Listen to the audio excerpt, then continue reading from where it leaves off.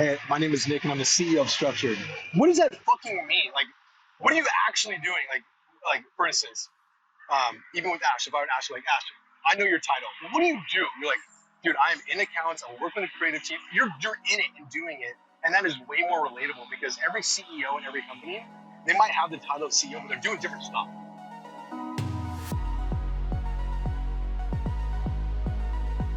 Welcome back to another episode of your favorite DTC podcast, Adspend.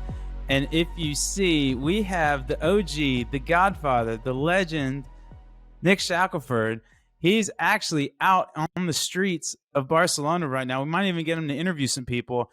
He's holding up 15 people from dinner because he loves me so much, and he's actually going to do a podcast with me and my wonderful, beautiful co-host who I got to hang out with last week, Ash Mawani. Yeah. Ash, how are you? Good, man. How are we doing today? Fantastic in that Avi swag, as always. That is straight heat. But first, I just want to say, one, I'm super thankful for you making the time for us, Nick. Thank you. Two, we actually get to see the fucking hair, and it is looking fresh to death. And then three, thank you for putting on this incredible event called Geek Out. So I've had the pleasure to go to a bunch of them, and it won't turn into a Geek Out circle jerk, I promise. But I'm telling you, Geek Out community is like one of the best communities I've ever been involved in. And I just want to talk to you a little bit about how you built it. But for people, for whatever reason, if you did live under a rock or you don't know who the Godfather Nick is, can you just give us some background on you, how you got to where you are, and kind of what you're doing now? Absolutely. Well, as like right now, as I'm speaking, I'm walking the streets of Barcelona. I'm excited because we've been doing Geek Out for 5 years, and I never in my life could have imagined we'd be able to put an incredible group of people together in another country. And now this is like I say it all the time. This is the business that makes me the least amount of money, but it has the most amount of fun. Because if nobody goes like, oh, you know what I really want to do? I want to start an in-person events company. That sounds sick. I really want to go do that because everything we do is online, and everything we do is basically like click and it's sit there, build it, and then scale it. And I'm like, no, let's just do it in person. And it's important, especially now. Like we did this during COVID. And Robbie, you came to the LA one, and it was like LA one was like lit. we had to have waivers, we had to have people basically felt like you had to have masks, you had to have all these things. And then we got there, and then everybody was like, day one, looking around, they're like, fuck this, get rid of the mask. They just got rid of it, and everyone just like hugging and talking and connecting. And I think I'm going to kind of Quentin Tarantino it on you guys. Like at the end where we're at right now, we're able to basically command a higher ticket price in the market compared to a lot of these other larger conferences or events because we don't identify as a conference. We identify as a tight-knit mastermind group. That's what we choose to identify as that. And nowadays, you can choose to identify as whatever you want to identify as, and that's what we choose on this one. So had to go with that there. with that being said, is like You're getting canceled. this to me is the most important thing, and for two reasons. One, for founders, for people that are trying to build something, you're usually behind a computer or with a small team for a very long time. And you get into this echo chamber of thoughts and ideas and conversations, and you're like, hey, am I the only one going through this? Or am I the only one experiencing this? And you can't ask your co-founder, like, you can't ask your second in command. You can't necessarily ask these people that are supporting you on your vision, on your dream, because they're already aligned with you. They're already like, look, you either pay my check or I'm trying to make money with you on this. And so they can't really give you this feedback loop. And so when you build something to a point where you can go, for instance, in Miami, I can look across the room and be like, hey, are you guys like when Ron did his talk around financials and building companies, it was one of the most impressive talks we've ever had. And the man spent weeks and weeks and weeks on it, probably over 2 months on this, honestly, if I was gonna be real with it. And we had people come up to him as soon as he finished. This is the best thing. As soon as someone finished, they get up right away and be like, hey, can I talk to you again what you just talked about? And instantly you go, this man spent months in his room, in his office rehearsing. All of a sudden he put it live, and like live TV, you don't know what happens, man. And as soon as he did it, people went up to him. And that is the only thing that you can get in person that you can't get online. The connection might be bad. It might drop off on Zoom. They have the facial expressions, but when you start seeing someone go from like listening to got it, it's so important to witness it. And that's this. Honestly, I can go on for days about this, but it's a community of people that just want to try to do their best and try to share what's working. Oh man, I love that. I'm all pumped up already because I'm heading out tomorrow for Barca. But yeah, the Dubai Geek Out was sensational too, also international. But I think one of the interesting things that you guys do is I think it's more akin to an experience than it is a conference. But furthermore, I don't think people understand like the work you personally put into it. Like you personally vet people, you personally have people. So before I could give my talks, I have to actually do 2 or 3 run throughs with you. And it's not so much so like to gatekeep, which it is a little bit more so to make sure you filter for quality, but it's also like you have this really uncanny ability to give feedback to people in a really efficacious way where it doesn't feel condescending. And you also, again, probably just because of the reps you've gotten with Geek Out, you know what really makes a good presentation, what'll hit and what won't hit. And you have some really interesting things. Like one of the things that really caught on to me was self-deprecation. Like it doesn't play as well as people think it does. Like if you're on a stage, you want people to be confident, and it's so funny when people throw some self-deprecating jokes, and you'll instantly, because I obviously have to do rehearsals just like everybody else, and it's just so interesting to see like being a fly on the wall to that. And then the other thing, to your point, is there's this kind of joke in presenting. It's like it's not really about the talk, it's about after. And like you gave a good presentation because there's a line of people wanting to ask you these nuanced questions about like hey, how do I do this, how do I do that? Because the presentation shouldn't be this all-encompassing thing. It should almost in a way unlock other doors, or if you will, like higher order questions. And so not really any kind of question there for you, just kind of a remark on how like I think people don't understand how like they think you're just throwing a big party, and you do throw great parties, don't get me wrong, but like the actual event is so on time, it's so on point. The AV guy, what's his name, he's the best, and he's David just like a mensch, first rate AV stuff all the time. Everything is on time, everything's ran well. It's like all the pet peeves I have of big conferences never happen there, and the quality of people are just incredible. So how did you, I guess, how did you do all this? Like how did this manifest? Like, because I'm guessing the first Geek Out was not that level, was it? Or No. You gave me so much to work with. Thank you for the lead on this. So I started speaking officially like 2018, either end of 2017, early 2018 with Common Thread. And it was like my first time I did a talk around pup socks. Like it was one of the big ones. I was like, this is a good showcase of like, we did some crazy numbers there. And I always knew like, this is the one thing like you, and people talk about this, like those who can't do teach, right? Like that's like easy saying like, that's why gurus exist. Those who can't do teach. But I'm like, those that do should be teaching, because then you get like you're in the trenches, you can communicate, you can talk about it. And me personally, before I get into the things I think about, that's why my content has had to evolve. Like I used to be the Facebook guy. Oh, this dude can talk Facebook ads and strategies. And now like I had to go into, okay, what's building a company agency? Okay, TikTok is something that I have to get into. So you have to elevate the type of content that you're sharing so that you're doing it, or you have to be extremely explicit on I'm a mouthpiece to what this team and these group of people are fabricating, which is what a lot of my TikTok talk is like, I had 36 hours of interviews. I recorded everything. I asked really good questions. And then let me tell you exactly what I just learned from all this stuff. And so synthesizing and putting it into a very digestible way of consumption, because there's two things.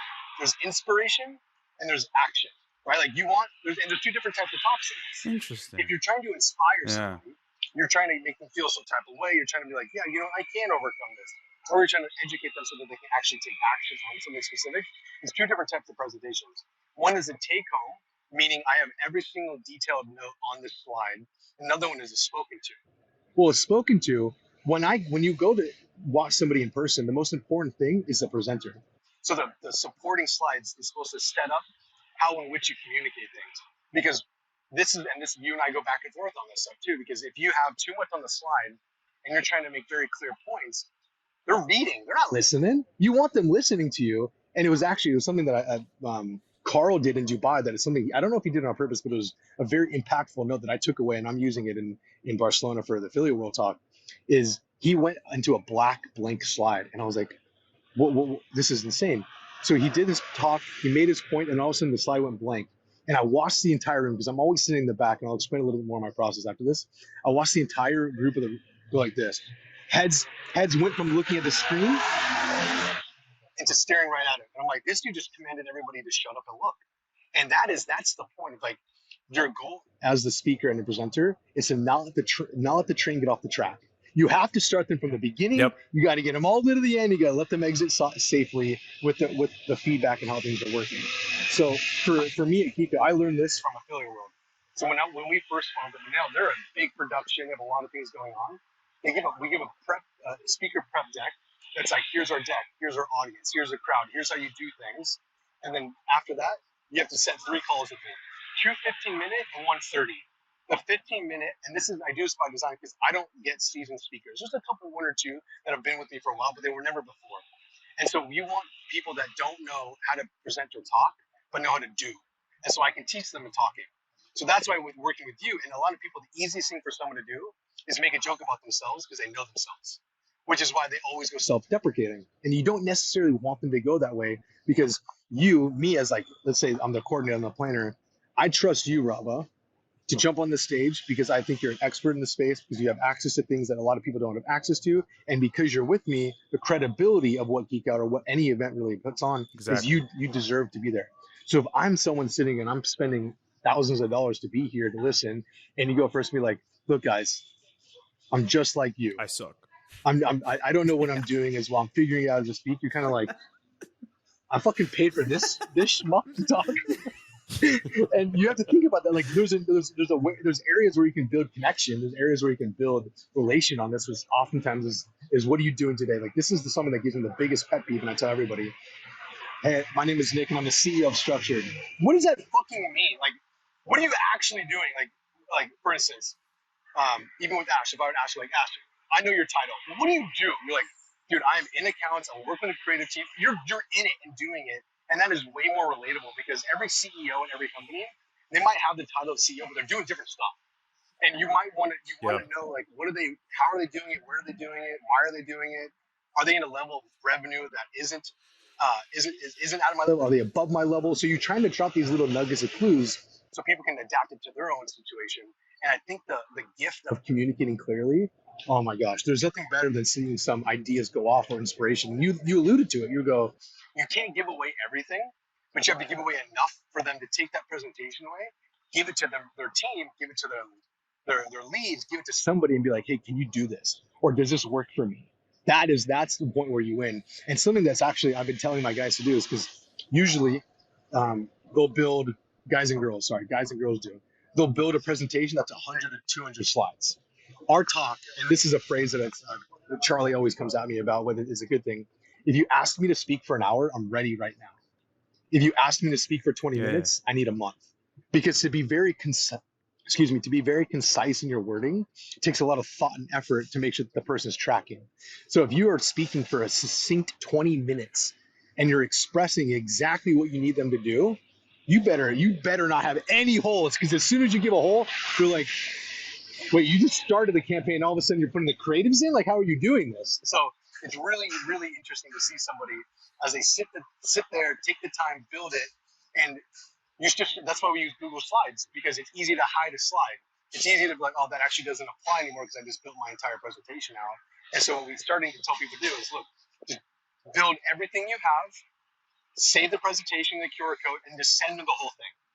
And they're going to see, okay, you hid this, maybe a speaker notes in it. And so that way they can kind of get behind your brain. Because at the end of the day, what a presentation is a delivery of very clear concepts, workflows, or processes that you believe is important and impactful for the audience that is listening to it.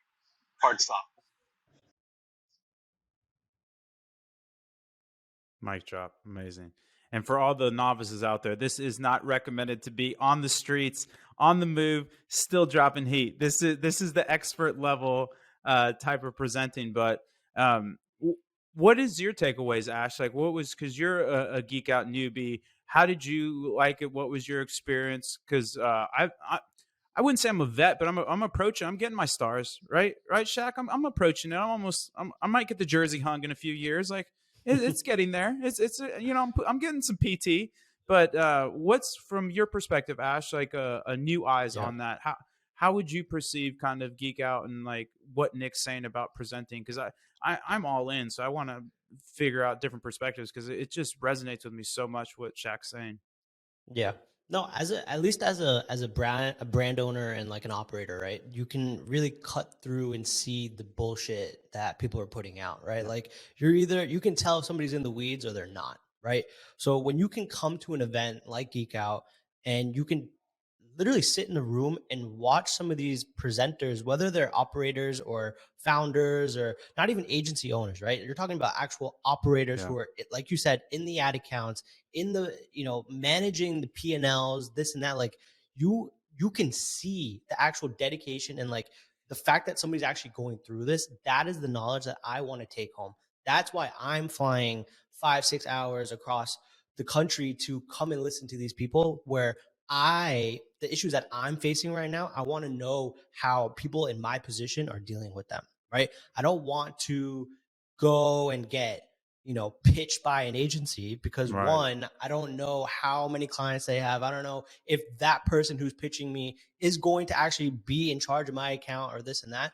I want to know and learn from people who are doing it. And I think Nick has attracted that crowd of, very specific operators for each segment of the business, right? So like this last Geek Out, you literally had somebody who's professional at Facebook ads, right? Like literally giving value and nuggets where it's like, all right, go and test this when you get home, right? TikTok, go and test this when you get home. Ron gave an entire talk about financial tools, and it's like, hey, I will connect you with these people who have literally helped us to take this and turn it into this, right? It's not like, oh yeah, we did this and we lowered CAC by X amount, blah blah blah, and it's like you're not giving anything. It's like being in a room of people who are going through the same things as you and finding a way to relate, right? I think two episodes, 2 episodes ago, Raba, we mentioned like I think the playing field kind of reset after Yeah. the updates with iOS 14 and this and that. Um, and now it's like people are finding new ways to kind of get back on track. And it's like, all right, well, I want to know what's going on and I want to understand because, one, nobody knows or nobody knew what to do after the fact, but now it's like the new techniques and the new strategies that people are coming out with are probably coming from the people who are literally operating, and that's why I can trust the information that people are putting out, and that is why I trust Shaq to put together a conference of people that I can actually learn from and like take actionable insight away.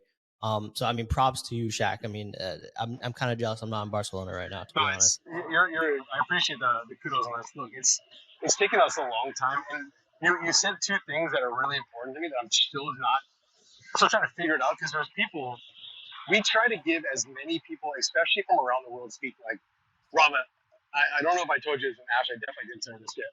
This geek out will have 10 new speakers, all international. Every single one's international, other than Cody and you. So I'm sitting there going like, this is the duty, and it's fucking crazy. So like, we have this guy that his name is Emmanuel, and he spoke with us. Oh, I So know. so He's let the me just. best. It's a Emmanuel's beautiful the story. best. So Emmanuel spoke with us in for the very first time in Dubai, and I met him. Never met him, but he's been very kind. He was great online, and he goes, Nick, I don't have good English. I go, I don't care. You know what you're talking about. And he goes, don't worry. I'm going to get a professional English coach. And I go, no, you're not. This is incredible. He goes, I've been taking professional English tests. And look, this dude speaks fluent Italian, living in Spain, so speaking a little bit of Spanish. This man jumped on stage, nailed his jokes, nailed everything. This guy is opening before me at Affiliate World. So He's it's a things like killer. this that you like get. There's so many narratives. I'll talk about this community element of this. Every time I go to the event, there's three different communities that have to be managed and idolized. And Rob, I've never been able to explore this, but for some reason, it's really the dots are being really connected by you guys here. So I appreciate the opportunity to speak on it. The Barcelona cellular was so good to us for a while. Back from the hard hitting streets of Barcelona, Shaq has turned off his text messages. I think he's back. We dropped you off on the three cohorts that you essentially Three cultivate communities. for your community. Yeah, the three, I guess, inherent communities within the whole Geek Out experience. Okay. So there's three core communities that have to always kind of be in play, which is a little bit stressful, especially since it falls on me as being like the host, the curator, and then the, I guess, lack of a better phrase, the deal maker. So you have your attendees, you have the sponsors, and then you have the speakers. Speakers need to feel like everything that they're doing, the time and effort and value they're putting into the presentation, is worth it for those. Mm-hmm. And they need to feel as though, hey, I got connections out of this. Thank you so much for allowing me to go through this. Because asking someone to go on top of their already busy work life and schedule and travel and leave their family and kids business, like they have to technically get something out of this if you think about it in a very like give and take relationship, which you don't always want to think about it like this because you want to think your friends are there for you, but you're asking to leave. For instance, like you're leaving your everything to come over here, bring in late all X, Y, Z. And so you have to think about that stuff. The founders that are attending, they're leaving their businesses, leaving their family. Like it's really difficult, especially as you're growing. Say you have multiple kids going there, and now you have to leave your significant other. Then it's a little bit more stressful. And then can you fully be connected into that event? And the sponsors, same thing. They're leaving their family. They got to get deal flows. And so thinking about how all three of these things play in a place where everybody's still the same integrity, they're not feeling like they're just getting preyed upon, or there's a good mixture of everything: SaaS, agency, tech, media, and brand. And it's something where even when I was talking to Andrew at e-commerce fuel live, we had a great conversation. Yeah. And he told me, You daring. he goes, dude, I don't know how you guys are doing it on the consistency, because they only plan 1 to 2 a year. We do 13. We do 13. We do dinners. We do the full on events. And next year we're trying to do 35 next year. So we sit and look at each other and go like, how is this even possible to get it done in an efficient manner?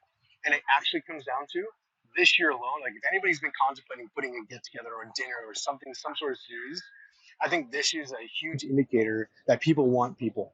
People want connections. People want to be back and forth. And like I'm even to the point where how do we segment it so that like we just have sub founders and these people are getting dinners across? Or how do we just have like apparel founders and these dudes need to get dinner across of here? Or even the female founder one. I know one of my great people on our team. She's an econ sweetie. She's like, I just want female founders. I just want female badass bitches on that. And I was like, awesome. Like bring them. Like let's see what you guys can do. And they put together an incredible presentation and collection of people. And it's now more than ever important to have people to just keep you in check. Like that's why you have your close people, right? That's why you have family. That's why you have your group that you kind of communicate to, because you just need someone to just look left, look right, be like, I'm not crazy. I'm not crazy. Am I crazy or not? And it's something now more than ever I think everybody has to find, and you can find it. You just have to ask for it. Ash, like first specifically, Ash and I were texting one day, and I was like, "Why are you not on Twitter?" Why? I was like, "Dude, why are you not on Twitter? I think you can do great on Twitter." And he was like, I don't. You didn't downplay it, but you're like, dude, like I'm busy, or like I have something, like I'm obviously have stuff going on. But then a couple weeks in, you're like, I hear you, I get it, I'm so in. Like that. That's what your group should do to you, you know? Yeah. No, you hit Shaq hit me with that one retweet that changed my life, and I honestly like that was it, man. One tweet went viral, and we were off to the races. So Shaq, I appreciate you for that. I think Twitter more than like I never was a Twitter guy until Chase challenged me. So Chase Diamond, shout out to the homie. He was like, dude, I'm no longer on Instagram. I was like, yeah, you don't post any good pictures anyway, so don't put that on me, dude. Like, dude, I ain't got nothing to share anyways either. But I do like Instagram, but I'm realizing Twitter is very businessy. Dude. Like there's deals in Twitter. There's reach in Twitter. There's people that you should never really have access to on Twitter responding to you, and it's something that talk about community. Like this little DTC bubble that we have over here at times can get a little bit reckless, but more often than not, it's pretty valuable, man. Yeah, I mean, like even recently, I've been trying to tweet a little bit more transparently about like, hey, like this week really sucked, or like, hey, this week this is what we're doing, right? And I'm getting more into this cadence of like trying to be a little bit more open. Like recently, I started tweeting about literally the creatives that we're testing, right? So like just seeing, I think people seeing that transparency and like people are coming out of the weedworks and like, dude, I really appreciate this, right? Like, oh, like I've been like struggling for a while and I really appreciate this, and like your advice has helped me turn the business around, which is incredible, right? So like being able to kind of also share with everybody and then have those people reciprocate and be like, well, you know what, we're also seeing the same thing. It kind of also validates what I'm feeling, right? So like there'll be weeks where I feel like a shit marketer, right? Like shit's not doing well. I have I don't have any control, but it's like, hey, there's 10 other people kind of echoing what you're saying. And then like that happening on Twitter makes me feel better. But then being able to do that in a in a face-to-face like level of like this conference like Geek Out, it's like, oh shit, you get to really level with somebody and then kind of brainstorm how to get out of it, right? It takes that relationship to the next level. People, dude, you spark something in me. People think that words like they're like, oh, those are just words. Those are just words. Like words are so powerful, and especially when you say it at the right Yep. time, and someone's able to listen, and they have the capacity to listen. Sometimes, and like I had this conversation with Joe, one of our creative guys. I'm like, bro, I've been telling you the same thing for so long, and I never get mad at repeating myself because you might not be able to listen to it. You might not be ready to listen to it because it's not applicable for you just yet. And when you start seeing this individual that built this X company over here say it, and then this next guy says something similar. Like, dude, all the guys that are doing something are saying something similar, and I'm starting to listen. I'm starting to get it. I'm starting to hear it, and it's extremely important. Like getting the consistency of sharing word, like the cadence of sharing important information, both on a business level, both on a personal level, and both on a just inspirational level, speaks to so many different people at different phases in this life. And it's weird to say this, especially because at the end of the day, like, it's not life or death. We're not solving world major issues, but we are providing. All right, we're not working in medicine or No, something. no, we're not. No, we're not. And I don't discredit that, but there's a lot of livelihood, there's a lot of effort, a lot of people's livelihoods at times riding on how they grow these companies and businesses. They have like got mouths to feed. And we think about this. I tell our agency this all the time. I go, look, we have. I'm gonna paraphrase. We have 170 clients. Every one of our clients has probably 2 points of contact. 170 times 2. They probably have, let's say on average, a team of 10. Just think about the multiple, just from like that thought process of all the people you empower or employ and those mouths that are being fed. And so if you can give some sort of information or piece of content that can inspire someone to feel some type of way that allows them to go back into it, which another part we don't even think about is just having the ability to mentally be okay with all the crap that's happening in our lives and seeing somebody else feeling Yeah. what you're feeling. There's no ROI on that other than this guy's going or girl going, I can have a little bit of a peace within my mind. My mind can calm down. It's crazy powerful, man. I have a couple things there because you piqued some interest. One, RIP to my podcast editor because your soundtrack is shit with the background music. But hey, it's all good, baby. We're gonna make it work. No, but so you did something with the dinner that should not be named. But tell people about kind of your little card thing. I think that's really cool because you do that with your team as well, and I think that there's a lot of value to that. You know what I'm talking about, Yeah, I right? do. I'll share this. I'll share this. I think somebody can get value out of this. So it's called front of the card, back of the card. And it's kind of a little bit to what Ash was saying earlier. I was saying to Ash earlier, on the front of the card, I'm Nick, and I'm the CEO of Geek Out, Structured and Constant, and like that's what the world sees. That's what my bio is. That's what LinkedIn sees. And on the back of it is the back of the card, which is a card that no one really looks at, your contact information. Or what we like to say is, what do you really need? Like, what is the thing that you need? What are you working through right now in your brain? I had such an incredible conversation with this guy named Brian Cano. He's a good Texas dude. He's the best. He's ATX. Oh my God, dude. Great. Shout out Yeah. Brian. Love Brian. He's the We got, best. He's coming on the we pod. got, we got, we got to chat at the end of it. And he was like, dude, I'm going through this thing where like, should I jump in over here? Should I stick with what I'm doing over here?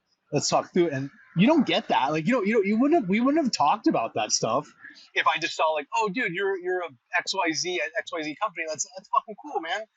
But instead, it's no. I get that part. That allows me to put some context what you might be going through. But then the back of it is just this like interpersonal ability to express it. And the craziest thing, the dichotomy across this is you're getting people to write this in a bar. Like they're writing this thing, this intimate thing in a bar, and they're like, wait, what are we doing? There's this weird emotional thing that you go through, and I'm like, cool, I'm gonna take that from you. I'm gonna read that, and you're like, all right, okay, I guess I'm on that with you now. Now that connection that I have, and the connection that the person that they just shared it with, and the ability for them to like think about it is it's important. Like if I could do anything, say I get a check for $10 million, which is my number that I'm good at. Like I don't need more than 10 million. And They go, what do you want to do? I go, I just want to ask really good questions and just watch social dynamic situations of people interacting, and then asking them and analyzing. Oh shit. Asking them and analyzing, like, why did you do that? What did you just go through? That's all I do for the rest of my life. Yeah. Amazing. I know we're pushing up against it, and I know you put 15 people on hold for dinner. So let me ask a few more closing questions, and then Ash, you can get your last in as well. But if you were starting today, how would you build a community? Or if somebody was starting today and wanted to build a community as successful as kind of what Geek Out has been cultivated into, and then what tips, or like how do you see the world shaping up now? Because I think the in real life stuff is absolutely amazing bets. Challenges the economics there. Like that was honestly the first ladder, or the last ladder to fall for us here at Triple, where it's like we needed to make sure all these other foundational things were printing money, and then we can kind of throw parties that'll then kind of, link to business objectives. But to be fair, the ROI is there. Like the in real life stuff is sensational, but there's logistics that goes with it, et cetera, et cetera. So if you were starting a community today, how would you do that, or like what kind of tips or little idea bombs you could give people? I think about this a lot actually, because we did this intentionally with Geek Out at the very beginning. So we are marketers. So a lot of the people that listen to this, maybe they have, maybe they're not starting at zero. So I don't think I can start from the. Actually, I'll go two different ways. If I'm starting at zero, I've done nothing, and I don't have a lot of cash to put into this. You have to go get a sponsor, and the sponsor the sponsor you're gonna articulate to them is like, look, I know I have this value and I have this audience. I don't know how many people are going to be there, but stick with me. I'll do anything I need to do. I'll do a webinar. I'll do a page. I'll do X, Y, Z. I'll post about you. I'll get you an ROI. You just have to be very honest and transparent about that. And the second thing to your audience is like, look, I'm going to spend my time to put together a dope, awesome experience and event. If you want to do business with this person, do business with them. If you don't worry about it. But the reason why you guys are enjoying these drink, space, place, whatever, is because of this person, the sponsor. So just being very clear and upfront right away is the only way I'd go about this. B is don't make any profit. You just cover your costs, get the experience.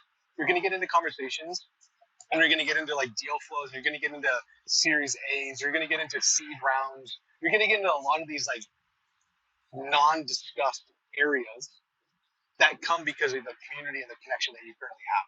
And there's very difficult for me to put a price point on this, but to be on a cap table with crazy VCs and being able to be like, look, we both went in on X, we should be able to, that'll help you out down the line. That goes so very far. Second, if you are a marketer, low ticket, more people. You have to go very broad. Interesting. I went very high level, and we went extremely expensive at the beginning. And it's you're basically asking the top of the top to be a part of this, when it's easier to go newbie and get.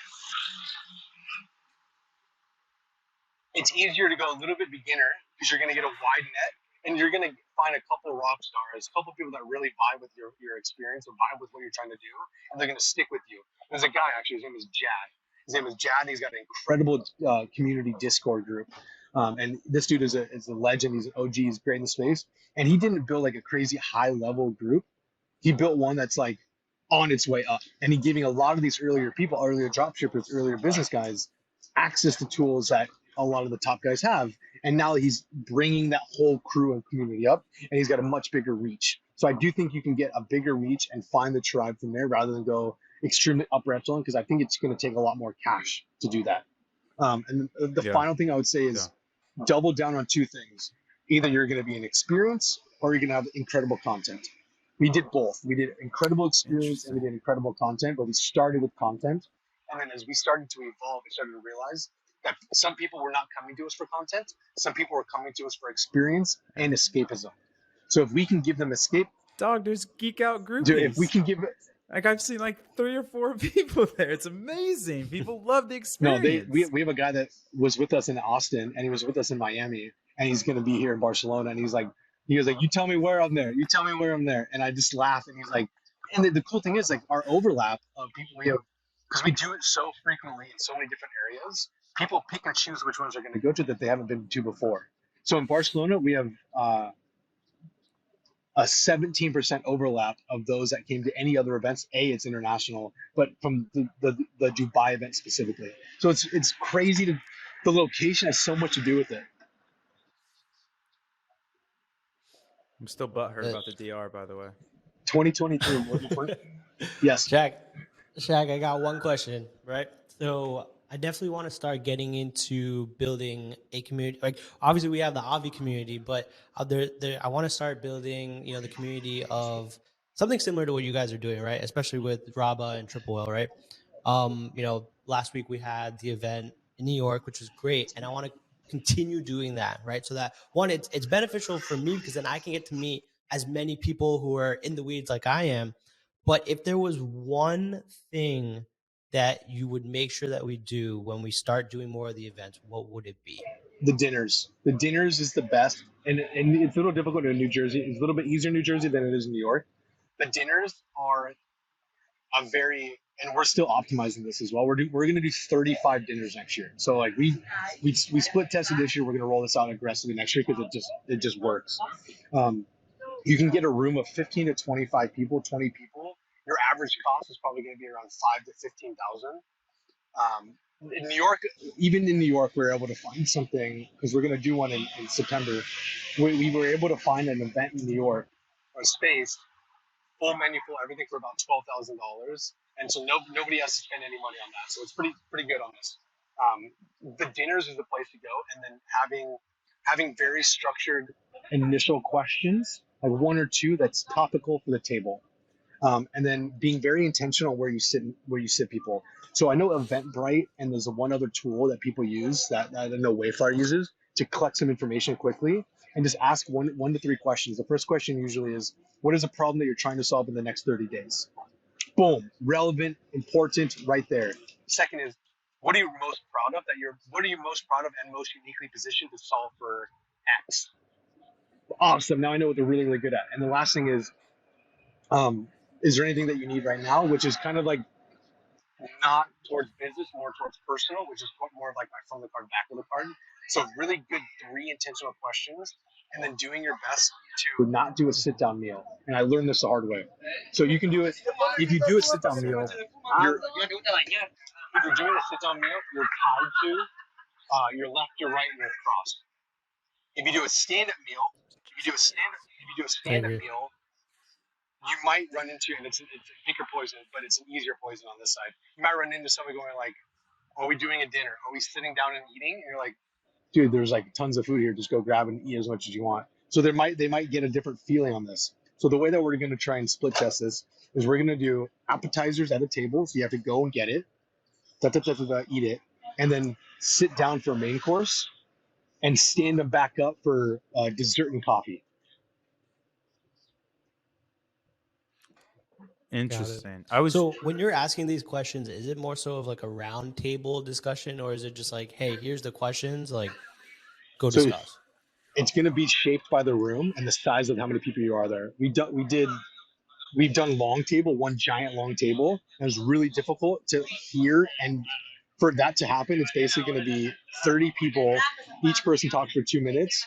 So like, how are you eating? Like, how are people focusing on this? And then, so I didn't like that. We tried it. It was okay. I did not like it as much. Then we broke people up with people in groups of 8 in LA. And it was the table, the group themselves had a good discussion. And then the final thing we did was in Austin, which was no sit down, all stand up, and I really, really liked it. People were moving and grooving, and we just did alcohol and really good finger foods. So that's my main takeaway on it. Your room is going to shape how it's going to be across. If you're going to go safe, you can be like, I'm going to go to a hotel room, and they're going to cater it. Then you can be like completely in control of the environment. It's just not as vibey.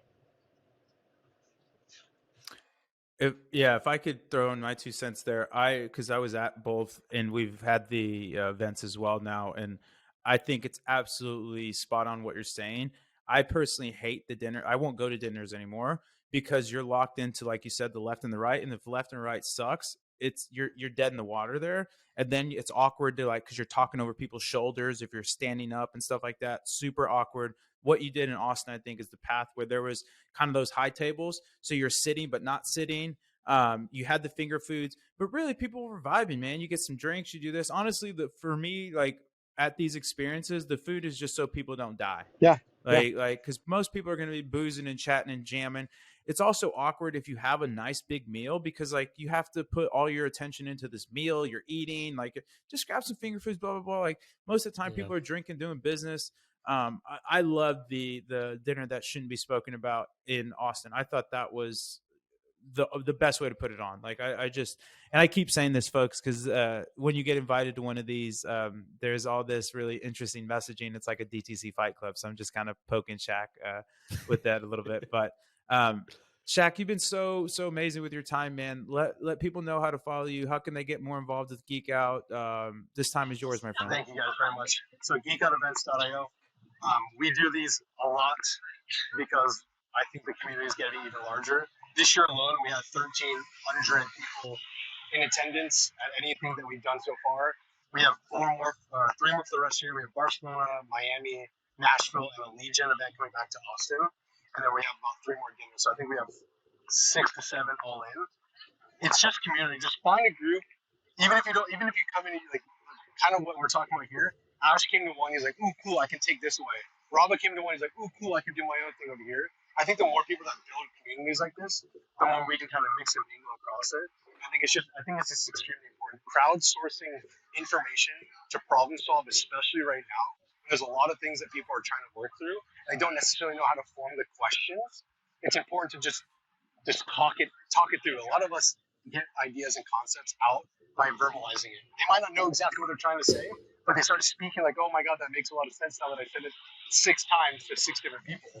And you get different perspectives. So if you can, leave the house, put a clean shirt on, put some pants on, and go mingle with everybody. So find me on the Twitters. I am Shackelford. I believe I am Nick Shackelford.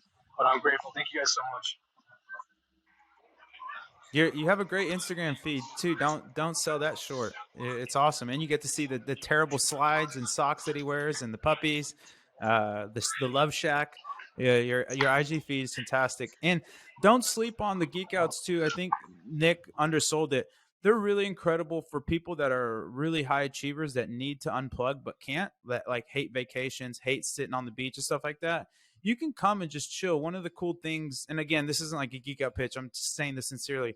The way they have it set up is really cool. There's actually the speaker arena, is what I'll call it. And then there's these breakout areas. And so you don't even need to be in the speaker arena the whole time. And you can go schmooze in these other breakout areas. And he actually, again, David Stream King, they actually stream the talks in these other areas as well. So you can like be in there. But if you're like me, where you can't sit down for a bunch of time or whatever, and you just want to schmooze or go or whatever, they're really cool experiences. So I think that's one of the craziest things that you guys have made, where it's like you can treat it as an escapism vacation of like, man, I need to get away from my business, but at the same time, like, I don't want to go to the beach, or I don't want to do this. Like, I can just go meet a bunch of other crushers, and maybe I do some business, maybe I don't. Or if you just want to go and you have the, cash to spend to really skill up, it also satisfies those things. So I think it's really interesting how you've been able to accomplish both of those. Okay, enough of grab assing. Ash, tell the people about Vitamin Shop. Tell the people what to do. They know the stick, but I want to hear it from you. Yeah, absolutely, man. Follow me on Twitter, Ashram Milwani. If you need some collagen in your life, go check out Avi at Vitamin Shop. If there's one down the road from you, go there and take a picture and send it to me. Love that.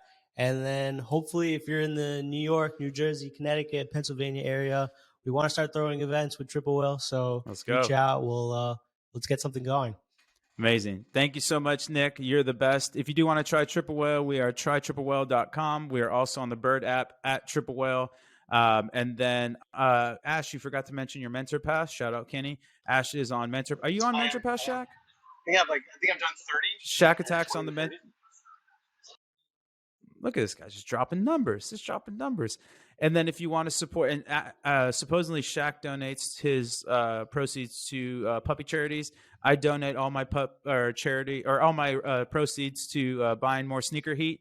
And I need some more Mentor Pass because I'm not even bringing new heat to this Geek Out. I had to do, we're getting a new condo. And so all the money's to that right now. But I got some eyes on things. So if you guys want to jam more on Mentor Pass, I'm on there. Shaq, you're the best. Thanks again. Tell everybody we love them. I'll see you in a couple days. Vamos. Vamos. All right. Thanks again. Ash, you're the best. Love you guys. Peace.